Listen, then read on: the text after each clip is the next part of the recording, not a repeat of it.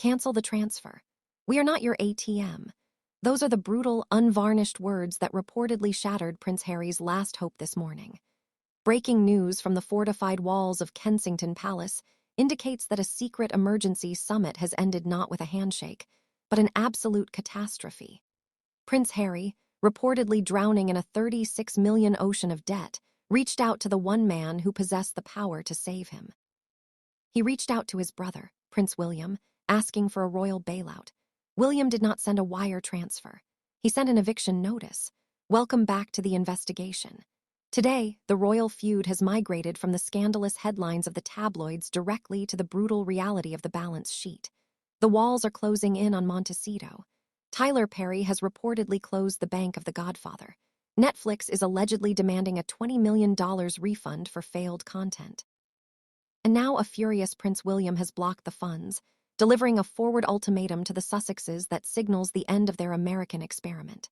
Sell the house. Do not look away.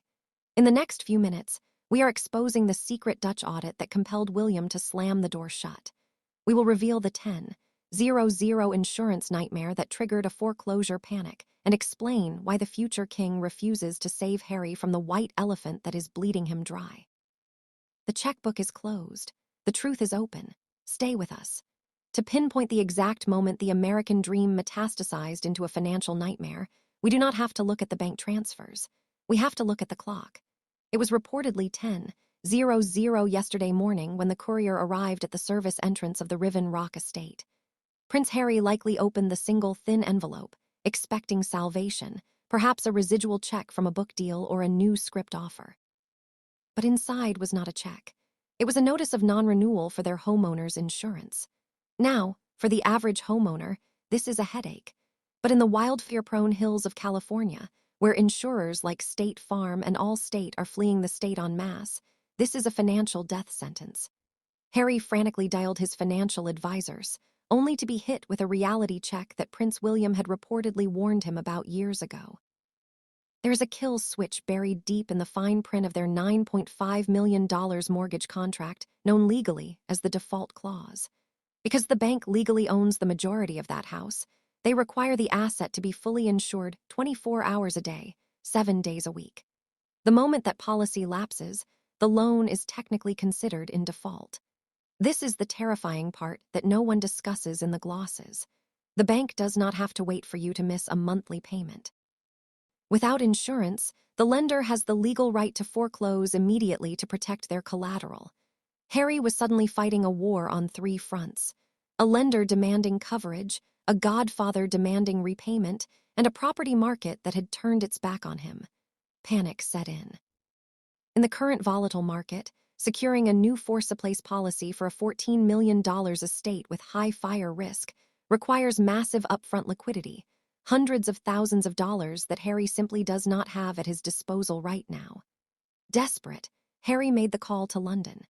He needed a bridge loan. He needed the Bank of Plea or the Bank of Wills to cover the premium. But the voice on the other end of the line was not checking for a checkbook. According to Palace insiders, Prince William did not offer sympathy. He offered a brutal assessment. William reportedly questioned why Harry had purchased a property that required industrial-level maintenance in a climate zone he did not understand. William saw what Harry could not. The Riven Rock estate was not a palace. It was a white elephant, a legendary term for a gift that destroys the recipient with the cost of its upkeep. And as William opened the Dutch audit on the screen in front of him, he began to list exactly why this house was never an asset, but a trap.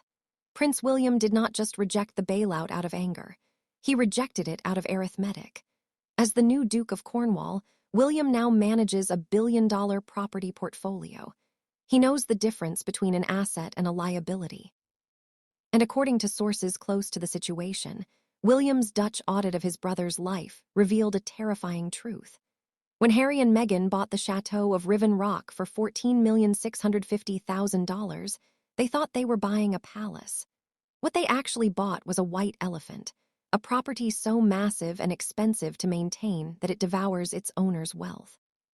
But before we reveal the dark history of the Russian oligarch who owned the house before Harry and the curse attached to the land, we must understand the specific mechanics of the betrayal.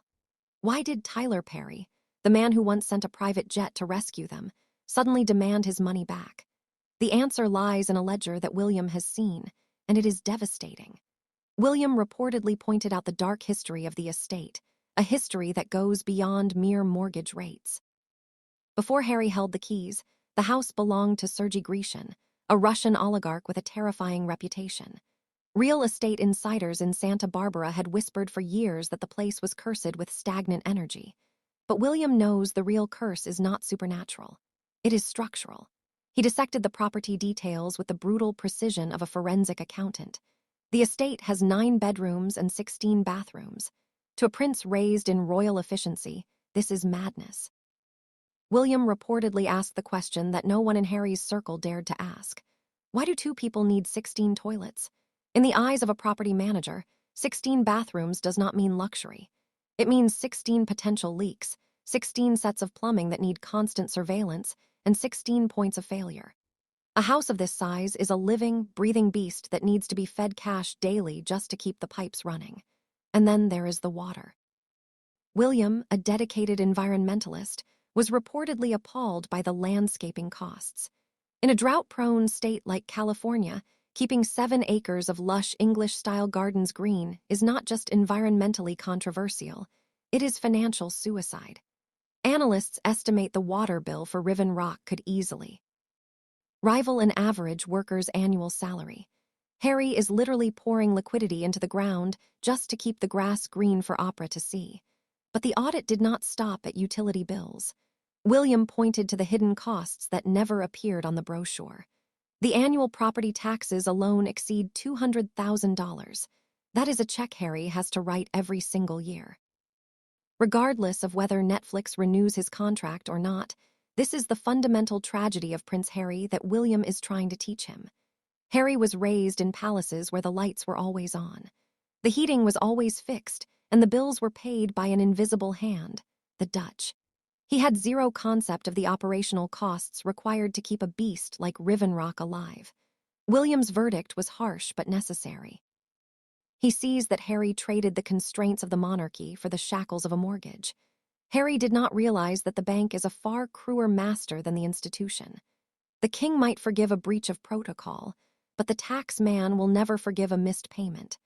By blocking the bailout, William is not just saving money. He is refusing to subsidize a lifestyle that is mathematically impossible to sustain. He knows that pouring $36 million into that house is like pouring water into a bucket with no bottom.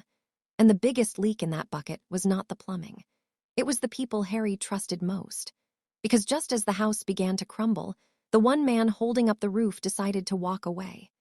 If the crumbling infrastructure of the Riven Rock estate was a headache, what was happening behind the scenes with Tyler Perry was a heart attack. Prince William did not just warn Harry about the plumbing. He warned him about the people. For years, the public narrative has been carefully curated to paint Tyler Perry as the benevolent godfather to baby Lyot, a spiritual guide offering wisdom and shelter. And initially that was true. When the Sussexes fled Canada, Perry sent his $150 million private jet to pick them up and provided a security detail that rivaled the Secret Service. But Prince William, seasoned in the transaction-heavy nature of high society friendships, reportedly saw what Harry missed. The boundary between friendship and finance had begun to blur. According to sources close to the situation, the godfather relationship had evolved into a silent subsidy. Perry was not just providing emotional support. He was reportedly underwriting a significant portion of their operational costs. But Tyler Perry is a man who built a billion-dollar empire from the ground up. He understands the visceral difference between charity and a bad investment. The breaking point was not a sudden explosion. It was a slow, agonizing realization found in the ledger. Insiders suggest that Perry began to notice a disturbing pattern, one that Prince William had also criticized during their earlier confrontations. While Perry was allegedly covering the boring, but essential bills like the massive cost of 247 security, Harry and Meghan were spending their own limited liquidity on optics, private flights, couture wardrobes, and expensive PR firms.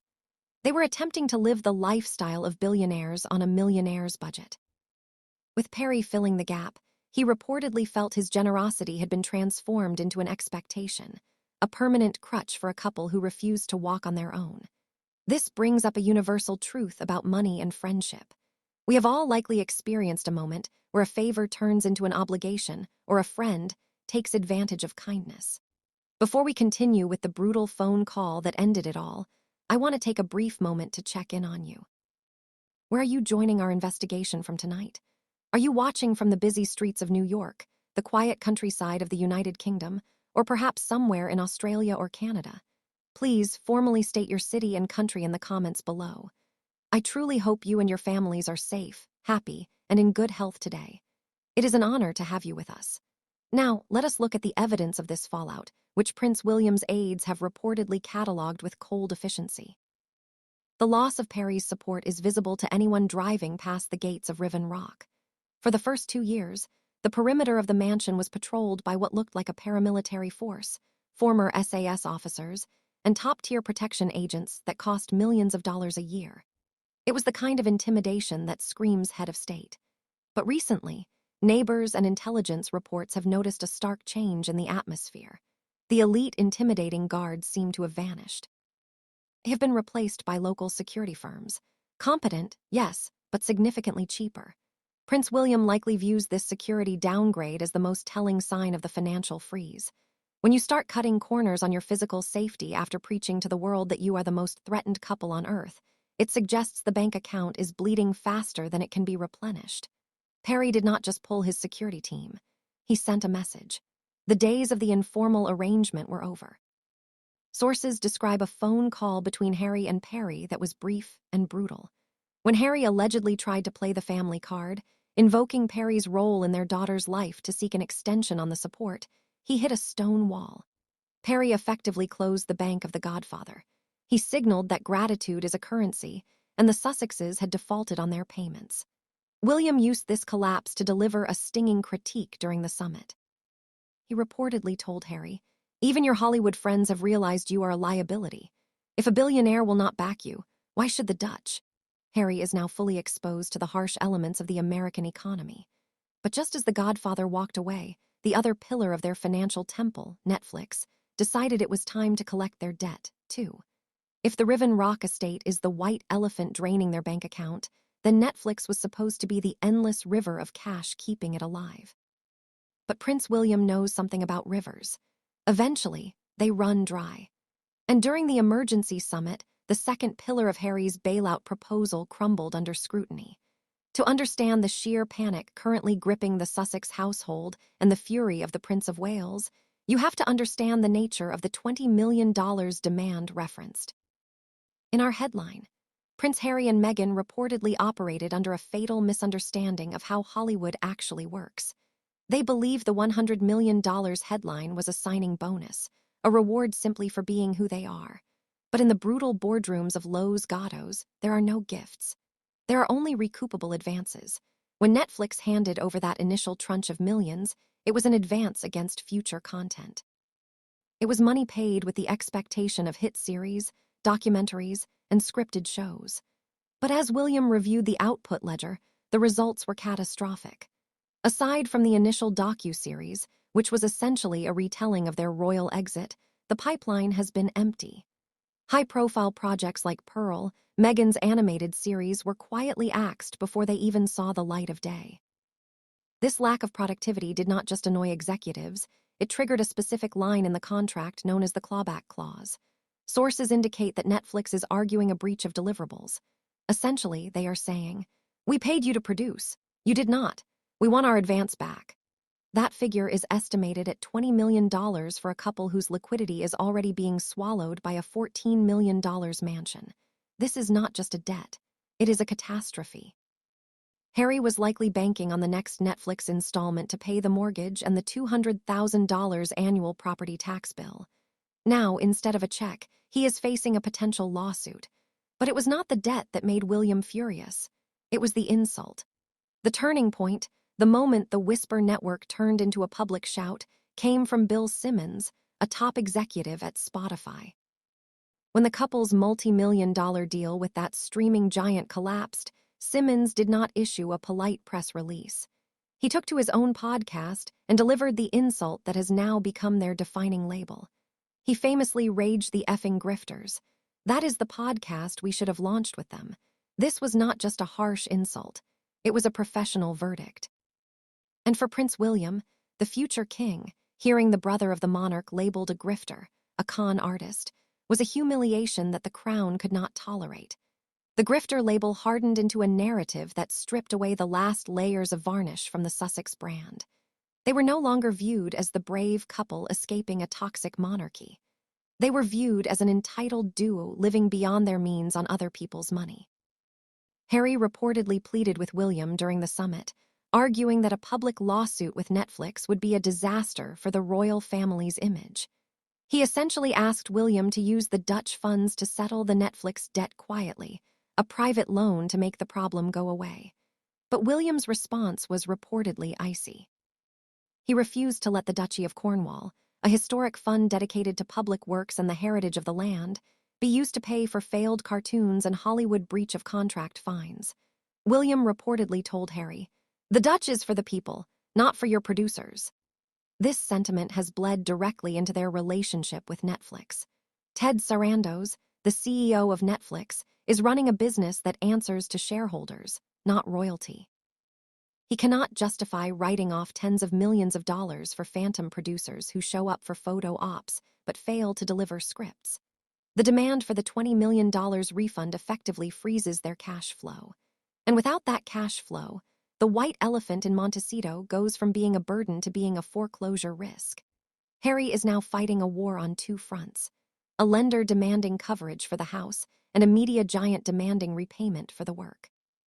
He thought his biggest enemy was the British tabloids. He was wrong. His enemy is the actuarial table. William has made his position clear.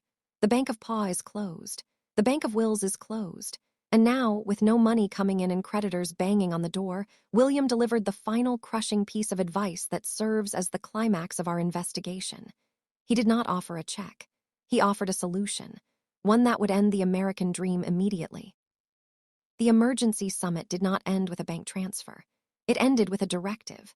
Prince William, having reviewed the duchy audit and the terrifying reality of the default clause, reportedly delivered the 4 words that Harry has been dreading since he left London: sell the house. William made it clear there will be no $36 million bailout. There will be no secret loan from the Dutch. The solution is not to pour more water into the bucket. The solution is to get rid of the bucket. William is effectively forcing Harry to accept the one thing he has been running from: downsizing. But here is the catch that makes this situation a true thriller. They cannot just put a for sale sign on the lawn. William knows and Harry knows that if a standard for sale sign appeared at the gates of Riven Rock, the global press would smell blood. It would be a public admission of defeat, confirming to the world that the financial independence narrative has officially collapsed. So, acting on what insiders believe is William's advice to liquidate quietly, the Sussexes have chosen the shadows. They have initiated the one thing that signals absolute desperation in the real estate world: the pocket listing. For those outside the real estate game, a pocket listing is when a property is sold off-market with no public online listing and no open houses.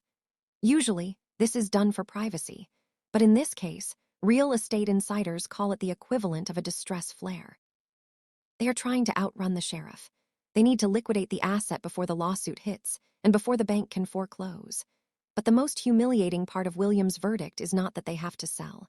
It is who they have to sell to. William reportedly pointed out that they cannot sell to their A-list friends in Montecito. Why? Because in Montecito they have become untouchable, and not in a good way. As the financial walls closed in around Riven, a far colder front was moving in from Los Angeles. The Hollywood freeze out. According to industry insiders, the atmosphere shifted dramatically following a crisis meeting at the headquarters of WME, the powerhouse agency representing Meghan. The message delivered to the couple was reportedly stark: "You are becoming radioactive. Tinseltown runs on." Success, it forgives scandals, but it does not forgive failure.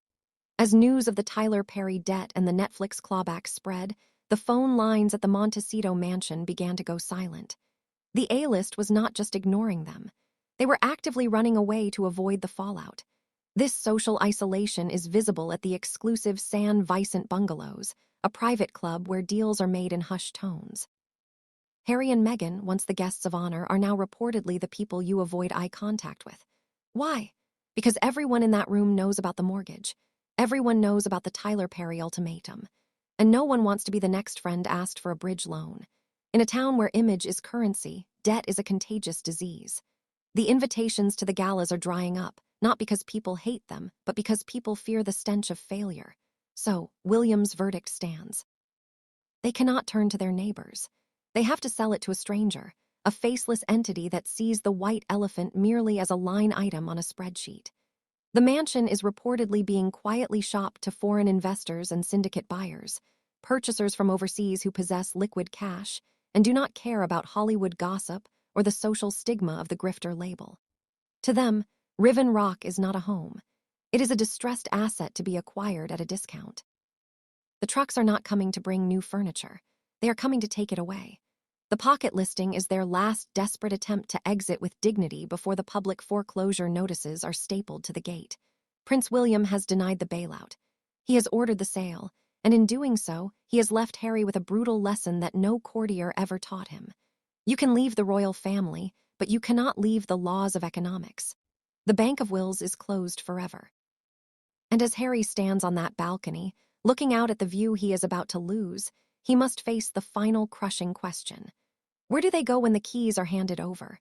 As the sun sets over the Pacific, we are left with a haunting image.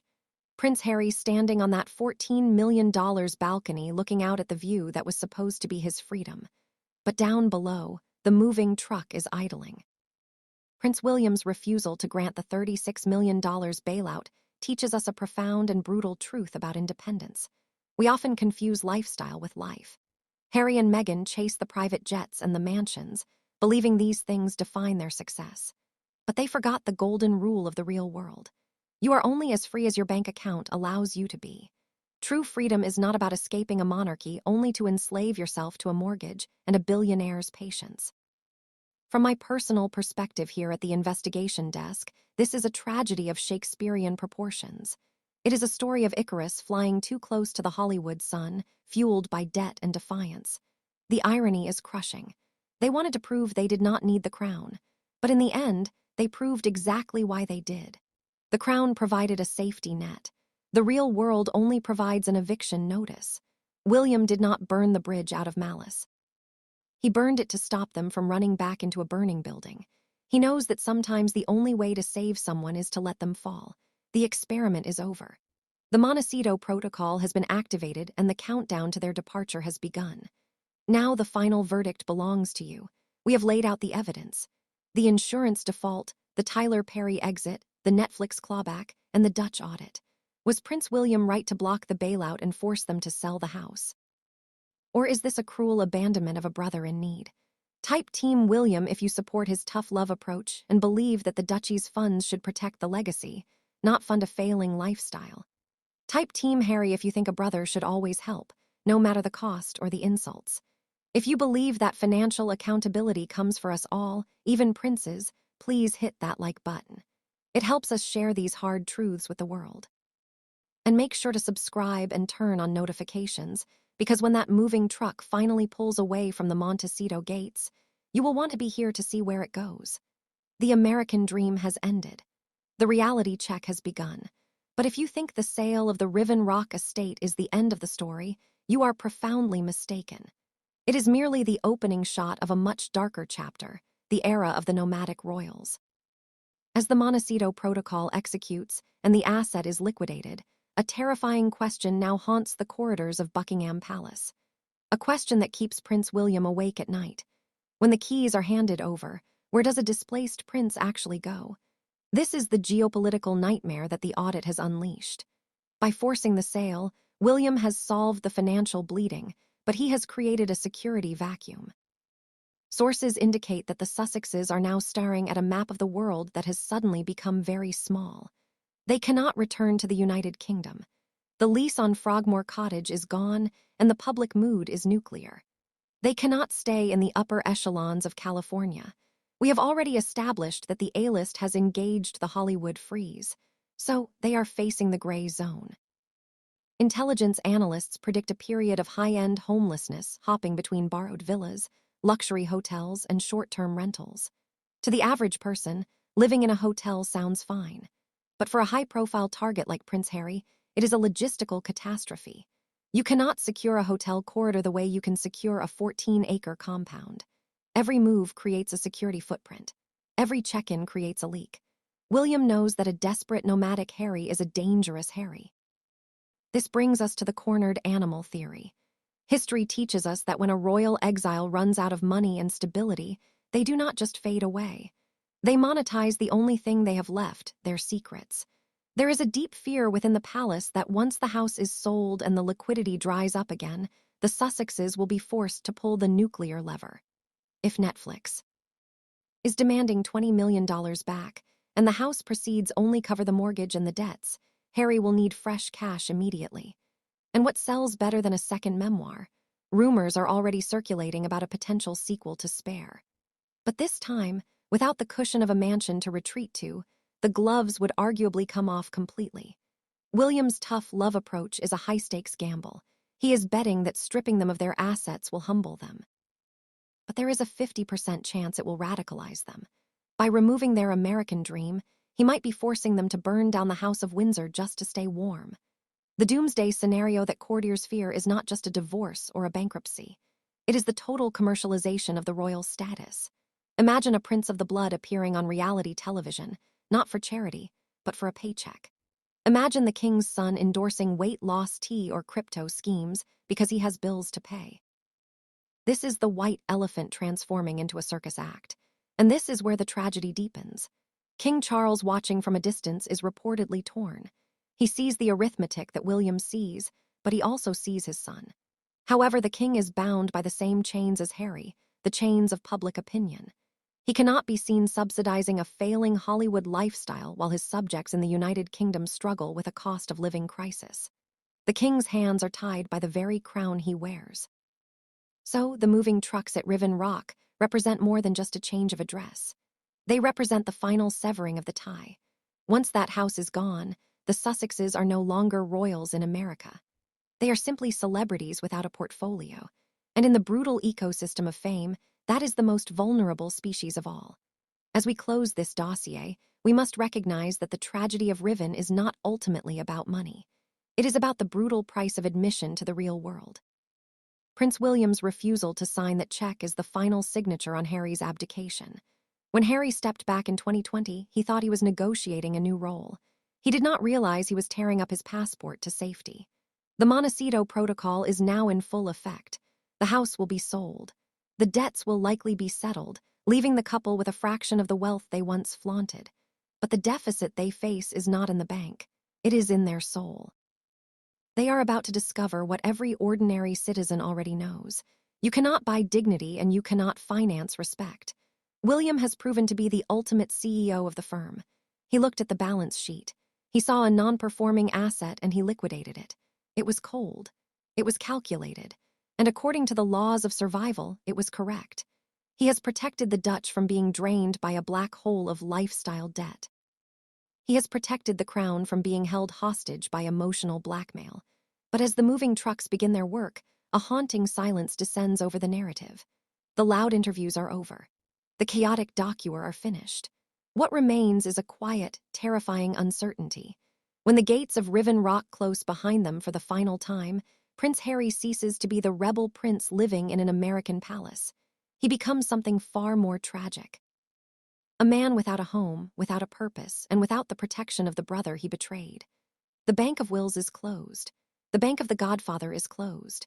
The only thing open now is the road ahead, and it is a long, lonely highway. This brings us to the end of our investigation, but it is only the beginning of their exile. We will be watching every move, every financial filing, and every desperate play they make next. Because here at Legacy's Edge, we do not just report on the royals. We decode the brutal game of survival they play. Now I turn the final judgment over to you, the jury. We have presented the forensic evidence of the insurance default, the mortgage crisis, and the cold-blooded audit that ended it all. I want you to leave a prediction in the comments below. Not a hope, but a prediction. When the money runs out completely, what is their next move? Do they divorce and Harry returns to London on his knees? Or do they launch a scorched earth attack that destroys what is left of the monarchy? Type return if you think Harry will eventually come home alone. Type revenge if you think the worst is yet to come. Your insights drive this channel. Thank you for investigating with us tonight. We peeled back the layers of the gold paint and found the rust underneath. Until the next crisis breaks, keep your eyes on the shadows.